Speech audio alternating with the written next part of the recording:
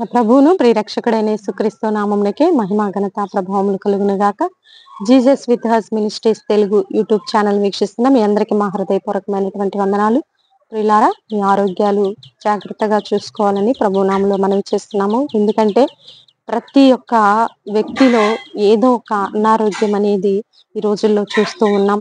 అవి ఏమవుతున్నాయంటే వారు గుర్తించక అవి ఇంకొక రూపానికి రూపాంతరం చెంది దీర్ఘకాలిక వ్యాధులుగా మారటము, లేదా రకరకాలైనటువంటి హఠాత్తు ఆ డిసీజెస్ అనేవి అటాక్ అవటం రకరకాలుగా జరుగుతున్నాయి. కనుక సడన్ గా బయటపడి మరి అవి ఆపరేషన్స్ అని, లేదా ఇక రోజులు మనుషులేనంటూ ఇలా రకరకాలుగా మరి వ్యాధులు ముదిరి అవి ఇంకొక రూపాంతరం చెందుతున్నాయి. కనుక చిన్నగా ఉన్నప్పుడే మీరు జాగ్రత్త కలిగి ఉండాలని ప్రభునామంలో మనవి చేస్తూ, ఈ రోజు దేవుడు మనకిస్తున్నటువంటి చక్కని వాగ్దానము మరి యెషయా గ్రంథము 26వ అధ్యాయము 11వ వచనంలో చివరి లైన్ చూద్దాం. చూడండి.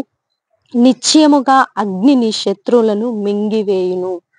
నిశ్చయముగా అగ్ని నీ శత్రువులను మృంగివేయును. అంటే శత్రువు అంటే అపవాది అండి.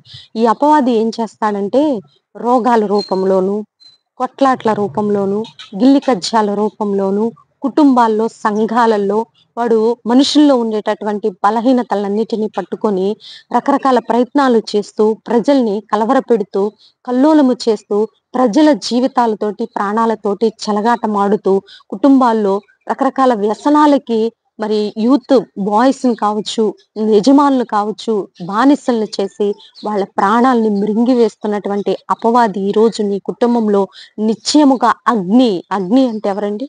మన దేవుడు అగ్ని వంటి వాడు. అగ్ని నీ శత్రువును మింగివేస్తానంటున్నాడు. అగ్ని మృంగివేయును అంటున్నాడు.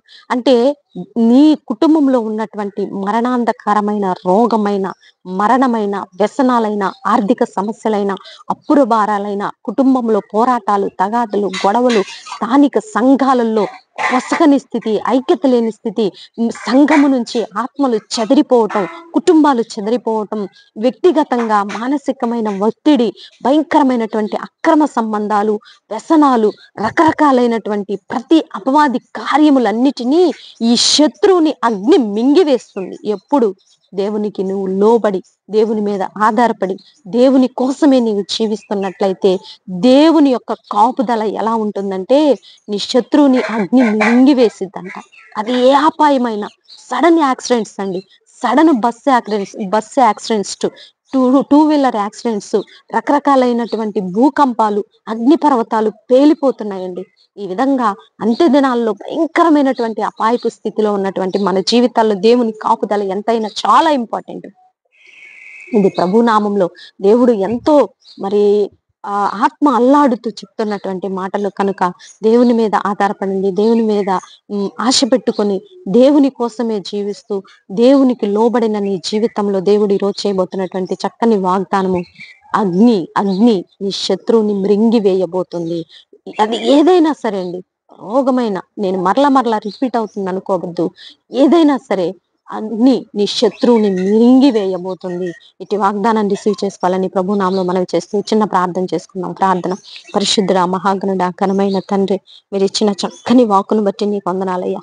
ఎంతో మంది భయముతో అయ్యా కుటుంబాల్లో మరణాంధకరమైన రోగములు, మరణములు, వ్యసనములు, అయ్యా బిడ్డలకి మారు మనసు లేక, భర్తలకు మారు మనసు లేక, కుటుంబాల్లో ఎన్నో రకాలైన వేదనలు అనుభవిస్తున్నటువంటి అయాటి కుటుంబాలను బట్టి నాయన, అయా బలమైనటువంటి నా దేవుని నామాన్ని బట్టి ప్రార్థన చేస్తున్నామయ్యా, విడుదల ప్రకటిస్తున్నాం యేసునామములో తండ్రి. అయ్యా కుటుంబాల్లో ఉన్న భయంకరమైన వ్యాధుల నుంచి విడుదల, కుటుంబ సమస్యల నుంచి విడుదల, వ్యక్తిగత సమస్యల నుంచి విడుదల, గృహాలు లేని బిడ్డలకు గృహాలు దయచేయండి. ఈ పండగ వాతావరణంలో తండ్రి స్థానిక సంఘాల్లో ఏ అపవాది పని చేయకుండా వాళ్ళు బంధిస్తున్నాను ప్రభా. దేశం మీద, రాష్ట్రం మీద, అయ్యా ప్రజల మీద నీ ఆత్మ అల్లాడునట్లు మాకు ప్రొడక్షన్ దయచేయమని, ఈ రోజు బర్త్డే వెడ్డింగ్ డే జరుపుకునే బిడ్డలందరినీ దీవించి ఆశీర్వదించమని యేసయ్య అతి పరిశుద్ధమైన ఉన్నతమైన నామంలో అడిగి వేడుకొని పొందుకొని ఉన్నాము తండ్రి.